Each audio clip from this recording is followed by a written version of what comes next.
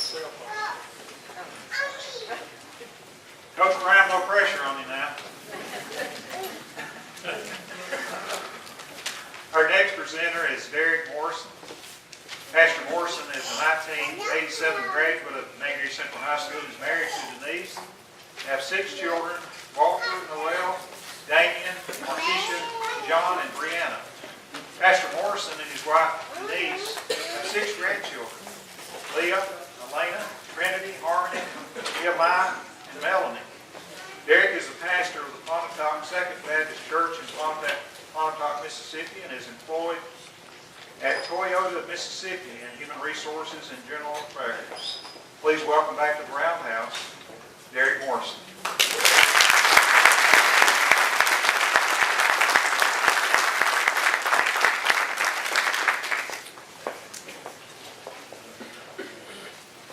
Good evening. I must say that it's truly an honor to be in your presence tonight. What an awesome occasion as we reflect and remember so many tremendous people. And although we know it is but a handful, it is an indicator of just what great things have transpired here. Before I get to what I've been asked to do, just want to give a correction.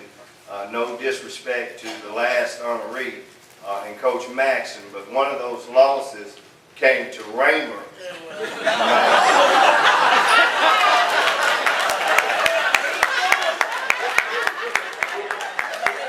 Which I don't think is out of place, since the honoree that I'm recognizing is alumni of Raymer Junior High as well.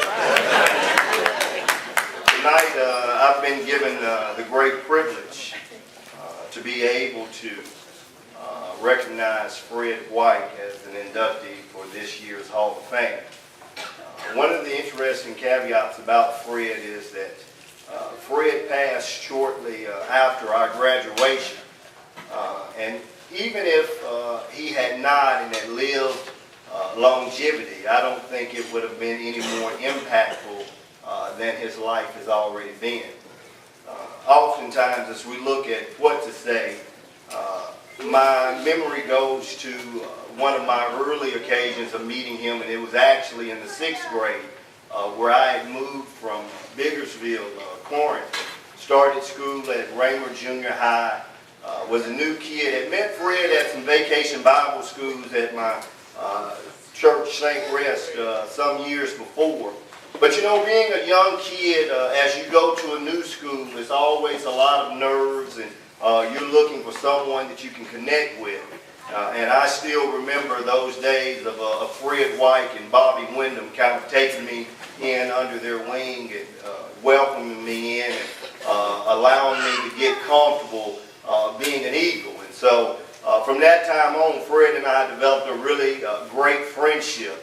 We had a great bond as we continued to grow. Something that was always funny about Fred, we used to laugh a lot about, was that if 2 people were sitting pretty close to each other, Fred would still come and sit right in the middle of you. And we would say, "Fred, man, what are you doing?" But the thing about it was, he was such a people person, and his love for people and just wanting to be in the midst was a dynamic trait that was a great blessing. You know, as I listened to the different people who came, many of them came because of the impact that they had on the person being inducted. But I stand before you tonight as one being impacted by the person that you have inducted. Fred and I, again, went to junior high, and I can remember as we started high school, at a point, Fred got a car, and he used to drive to school. And I tell you what, I don't know how many of you are really familiar with bus routes here, but I lived in Eastview. And so when I got on the bus that was coming out of Guys there and headed down the road, we'd take a left on some back roads and loop around, and we had to go down to Raymer, to the middle school, and get on a bus and then go to the high school. So made for a pretty long trip. Well, Fred actually lived a little farther up, but somehow or another I was fortunate enough to get on his pickup list. And so he used to come by the house and pick me up every day. And it was really good. We had a good system. And his younger brother Kevin that's out here in the audience, Kevin did real good at first. Fred would come, Kevin would be in the car, Kevin would get in the back seat. But at a point, Kevin decided he wanted to get grown, and Kevin started putting me in. And so probably the only problem I've ever had with Fred is that he didn't have a talk with his younger brother to let him know that, hey, I'm older than him, and the oldest person gets to ride shotgun. You know, Fred had a tremendous spirit, and if you knew him, you liked him. And the more you knew him, you fell in love with him. That's not something that you can say about everybody that you encounter in life. But I can remember Fred had a spirit and a zeal and a vigor for life. And, he was one of those people that it seems like a simple testimony, but it's one of life's greatest testimonies that I've learned many years past his life, is that Fred was the same every time you met him. I think that's a tremendous characteristic trait about a person, because it indicates great stability, that a person is comfortable and confident with who they are, that they're appreciative that what they have to offer is of value, and they're satisfied with that. Sure, at that time, that was never the process that he was trying to do, but just in observation, it was something that you pick up on and reflect some years later. I can remember that when we were in high school, one day at the beginning of our senior year, track season was still a good ways off, and I can remember one day right out by the field house, Fred had taken out one of the hurdles. And Fred was out there doing his exercises or his track practice for those hurdles. And I'm looking at Fred, because we didn't have a track field at that time. And he pulls out this track, and I'm looking at him, I'm laughing, it's a beautiful day out. I said, Fred, what are you doing? And he looks at me with that grin, that smile that he has, and did that little laugh. And he said, I'm getting ready to win that state title. And that was many months prior to that event coming to pass. But the event didn't happen on the day that he won. It happened on the days prior to that. And I've heard so many people reflect about what a great tradition we have here. Sure, someone may try to measure us with titles about what we have and don't have. But I assure you, I feel ultimately confident that we are second to none with people or athletes who have had passion about their sport and have been willing to work hard to hone that craft. And maybe we weren't better than everybody, but we were the best that we could be. And that came because of the and so there are people like Fred Wyke who don't have a long life of longevity. And for some, as they reflect and think about a young man dying at such an early age, it might seem to be this thing that is a sad, solemn, somber occasion. But I encourage you not to feel sad for Fred Wyke, because in my reflection and thinking about it, Fred Wyke accomplished in his years of life what all of us hope to accomplish.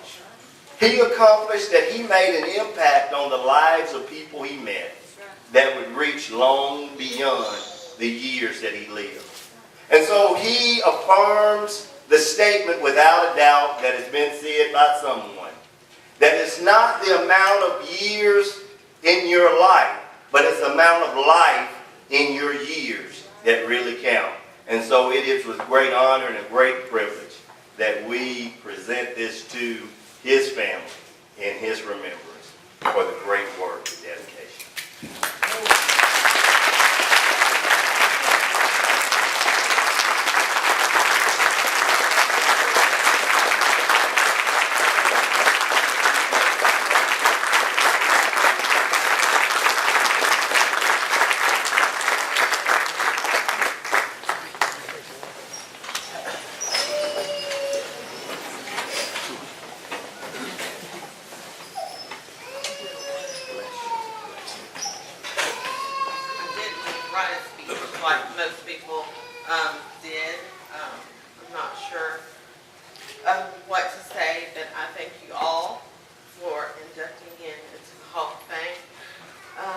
I would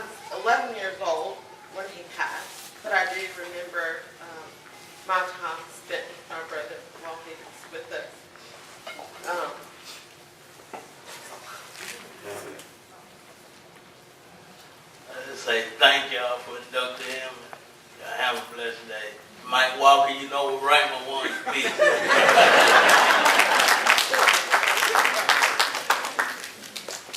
I'd just like to say that I'm so glad to have been a former student of McNairy Central High School, and I looked up to all these guys, Mike, and I played with John, and all these great athletes. Kenny, those were the guys that I looked up to before the Derek Jeters and the Michael Jordans. Those were the guys that I read about and I loved because I knew that my brother loved those guys. And as I sit and look at Mike, I can see a sense of Kenny in him, and when I see my brother Kevin, I can see a little Fred in him, and when I see my son Champion, I can see a little Fred in him, and I just want to say that I'm so glad that the committee this year decided to put my brother in this Hall of Fame. This is something I think has been very long overdue. My brother won a state championship without even having a track.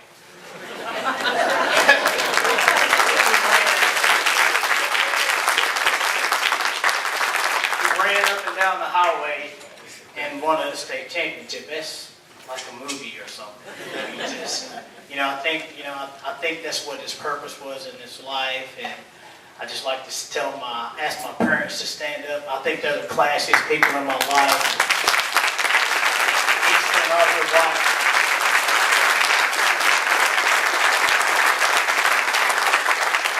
As hard-headed as I've been, I've got great parents, I promise you. I can guarantee you that. I've got great parents. And they've kept us grounded, and we're very thankful for everyone here in attendance tonight. God bless you. Grace, peace, Mr. Donahoe. And very thankful. I love my brother so much that I named my son Champion. Sonia, Derek, all his friends, Mike, grew up with Mike. Love you all. God bless.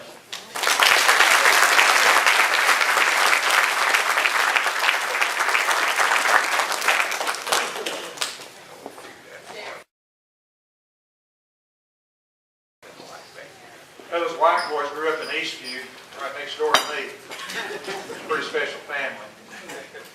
Thank you for sharing Fred with us. Our next presenter is Robert Lee. I told Robert earlier, but I'm going to be at the microphone before you. But Robert graduated from McNairy Central in 1972 and was a member of the first McNairy Central football team. Robert served in the United States Marine Corps and worked as an Advocate General and as a court reporter. After his time in the Marine Corps, Robert received his law degree from the National School of Law. Robert served his 3 terms as the sheriff of McNairy County and later worked for the Tennessee Highway Patrol in the Criminal Investigation Division. He retired as a special agent for the Tennessee Bureau of Investigation. Robert currently teaches criminal justice at the local UT campus in Selma. Please welcome Robert Lee.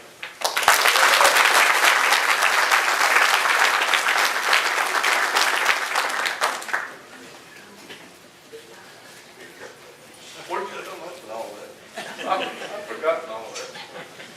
Oh, I was looking at this distinguished list of names there, and I was just very impressed. We have Mike Smith, former county mayor, these distinguished coaches, Jerry Lott, Coach Forsyth, Coach Skelton, John Finlayson, great athlete, James Arthur Horton, Christy Lott, Mike Walker, Fredrick Wyke, Dr. Glover, all the Coach Day, Reverend Morrison, and then you get down here and you got Wayne Maxson and Robert Lee and Bill Webb.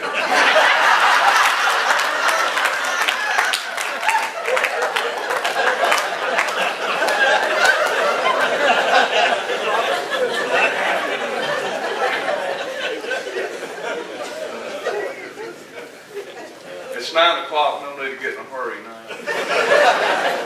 I've been real busy. Mr. Webb called me and asked me if I would introduce him as an inductee. And my first thought was, well, I guess they skipped me again this year. But anyway, I'm real busy since I'm retired, and I hadn't really had time to prepare anything. Had a lot to do. But luckily for me, when on the way up here tonight, somebody stuck something under my windshield, and it just said Bill Webb introduction. So I don't know who it was, but evidently they know me. I hadn't had time to read it, but let me kind of see. The note here in the beginning. I heard you were chosen to have the very high honor of introducing Bill Webb at the induction ceremony tonight. I know you're always very busy, and you're also disorganized and procrastinate regularly. So I thought I would write an introduction for you, since I've had the privilege of knowing him for many years. And then it says intro. So I won't have to come up with anything. I'll just read this introduction. To some person, I guess they know you, they wrote it. There are not enough words in the dictionary to adequately describe the many wonderful attributes and traits of Bill Webb. Not only is he a gentleman, but he is a highly intelligent, caring, and thoughtful man, and his mere presence lights up a room and brings joy to those around him. Pretty hard. He's about half-addled, and of course you run out on the field, and the first thing coach does is hold up a couple fingers and says, "How many fingers I got up?" Robert said, 6. I said, "No, Robert." He said, "Well, let me go back in. Let me go back in." I thought he meant go back in the game. He wanted to go back in the clubhouse. But Robert has been a lot to me, and y'all don't know each one of you as individuals how much you have meant to me. But there's a couple here that I've got to mention. There's a lady that was a fellow teacher here I met in 1969. First day of school here. Everything I've done and everything I've participated in, she's been on hand. She's been here with me. And she stood back to me all night. That's Bobby Randolph. Bob, stand up. I said stand up.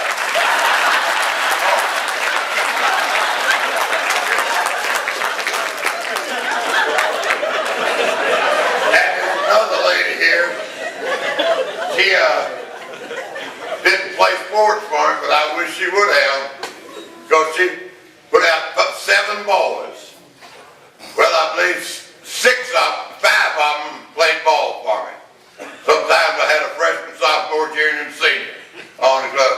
And then I heard usually if I had anything to do when I was athletic director, before I got fired from that, well, I had her to drive the bus. And then she started cooking here, and boy, oh boy, I sure was proud of that, because after the lunch was over, why, she'd slip around and bring us some cinnamon rolls down there in the shop where I was working. And that's Miss Ruby Whitaker. And I want to thank Ruby for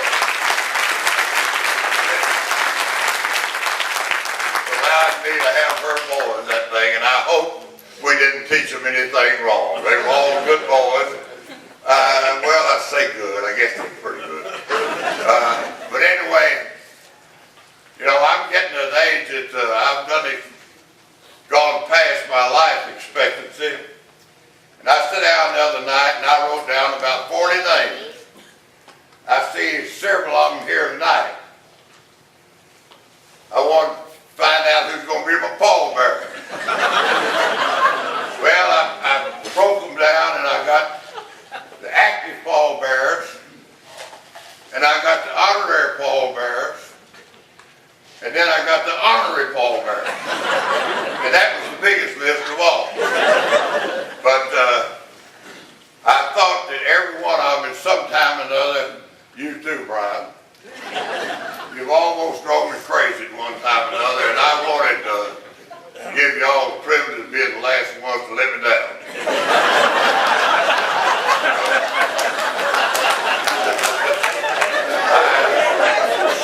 I appreciate everything's done here, and I love this place. I love McNairy Central. You know, McNairy Central was 2 weeks late getting started. This is the first year we opened up here, and they wasn't completed. So the teachers all came, and we had to work My job, we laid the carpet here. My job was to help them guys lay the carpet in here. The other teachers had different jobs to do. Oh, except Mike Hayes, he wouldn't do a darn thing. He was for the job. But we had a lot of fun, and to get to mesh all of those girls and boys from different schools was really something. I remember one time I just always did what I thought, and I had a bunch of boys there, and I said, all right, boys, come on. Well, one big rascal all up said, well, call me a boy. I said, okay, you children, come on here, let's go. So we got along fine, and you believe it or not, the ones that thought I was hard on them, I treated them all alike, black, white, green, yellow, whatever.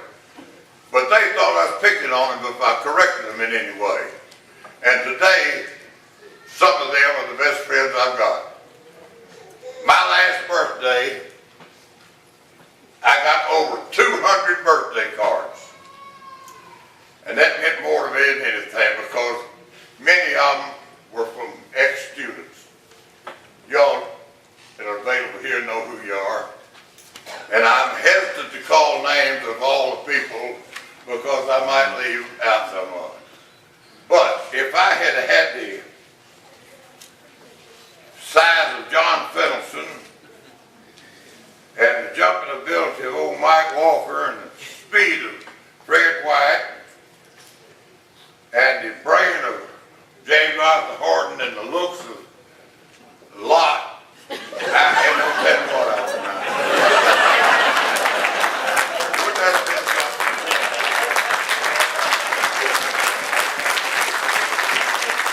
But I really do appreciate each and every one of you. And I love this school, and I'll always be a part of it. And you have a wonderful school here. You younger ones, and all of you are younger, aren't you? All of you. And you don't realize it, but I remember one time that we had 7 students at one time in Vanderbilt University. Vanderbilt, no pushover for school. We had 7 kids on the dean's list at Vanderbilt, and the valedictorian at Waynesboro up here flunked out. So that says something for our school system. And Miss Glover brought out a lot of things that something I didn't know nothing about, and that was academics. But I always kind of figured out about the best teacher they ever had up here. Because I taught all my kids everything I knew the first week. We coasted the rest of the year. Why waste the whole semester? But we had some good teachers, and we've had some songs. That's a fact. But most of them has been good, and it's a joy to teach with them and be around them. And I love this place, and I love every one of you. And I'm so appreciative of you coming here, especially the ones that came on my behalf. And it's been a thrill to see each and every one of you. And I hope you continue this each year, and I'll make reservations for another year. Thank you.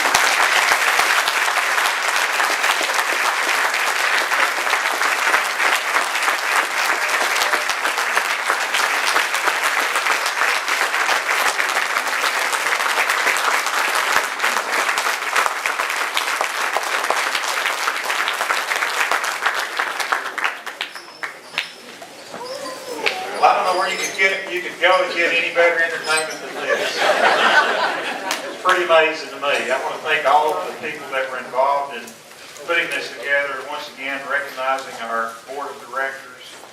And I want to challenge all of you. If you think this kind of event's worthwhile, then we've got an opportunity for you to make a donation if you leave. We're not taking up an offering tonight, but it does take money to do these kinds of things. We're going to be okay. We're going to cover our expenses tonight, but moving forward, there's some things that we like to do here at the school. And so if you'd like to be a part of that, and if you want this to continue, to help us to support this, leave a donation at the door. We would appreciate it. McNairy Central in its long history has served as a launching pad for many who have come through these doors. The students, faculty, and administration have worked together as a seamless unit to reach for the stars. I'll never forget the pride instilled in me while a student here hearing teachers say, if you wear the blue and gold, you're special. And so true it is that all that come to be a Bobcat will always be a Bobcat. And to be a Bobcat is something really special. Because if you take an eagle, a lion, a rebel, a blue devil, and yes, even a cardinal, and you put them all together, you got a Bobcat. Good night.